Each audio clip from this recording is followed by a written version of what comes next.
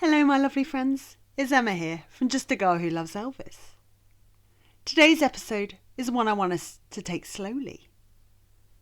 So if you've got a cuppa nearby, or the Christmas lights on, or you're listening while the house is quiet, this one is for that moment.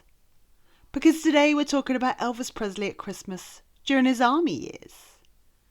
Not the headlines, not the uniform photos, but the human experience of being young, far from home, and carrying Christmas in your heart instead of your hands.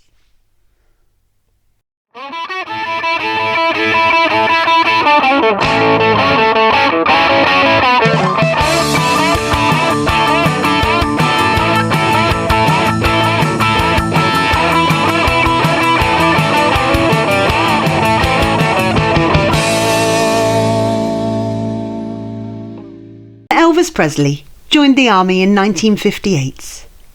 Everything familiar paused. No stage, no spotlight, no Graceland. And by Christmas he was in Germany, surrounded by cold air, military routine, and a world that felt very far away from Tupelo and Memphis. Christmas didn't disappear, but it changed shape. And I think that matters. Christmas for Elvis was never just decorations. It was gospel music drifting through the house, quiet prayer, family voices, and a sense of grounding. And suddenly, all of that existed only in memory. I think there's something incredibly moving about that. Because memory becomes a kind of survival tool when you're far away from home. Now we need to be careful and factual here. We don't have stacked or preserved Christmas letters from Elvis during the army years. And I don't want to pretend we do. But what we do know is that Elvis wrote, read, and reflected deeply during this period. Letters mattered to him. Writing was a way of staying connected, of saying, I'm still here. And of holding on to warmth when you couldn't physically feel it. And that quiet act, sitting down, pen in hands, feels very Elvis to me. This is where the episode becomes especially gentle. Elvis's faith didn't vanish in the army. It softened. It deepened. He read scripture. He reflected quietly. Sometimes he spoke about faith with those around him. Not in a forceful way, but in a searching way. Faith wasn't performance for Elvis. It was comfort.